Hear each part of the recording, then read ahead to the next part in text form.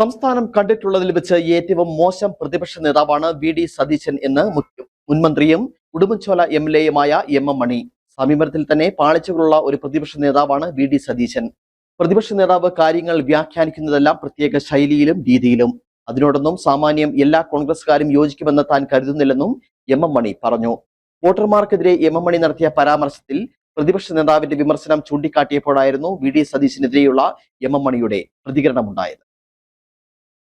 ഈ കേരളം കണ്ടതിലെ ഏറ്റവും നിലവാരം കുറഞ്ഞ ഒരു പ്രതിപക്ഷ നേതാവാണ്. ഇവിടെ ആരെല്ലാം പ്രതിപക്ഷ നേതാക്കന്മാരായിരുന്നു, അതിൽ ഏറ്റവും നിലവാരം കുറഞ്ഞ സമീപനത്തിൽ തന്നെ പാളിച്ചിട്ടുള്ള ഒരു പ്രതിപക്ഷ നേതാവാണ് ബഹുമാനപ്പെട്ട വി.ഡി. സതീശൻ എന്നാണ് എൻ്റെ അഭിപ്രായം.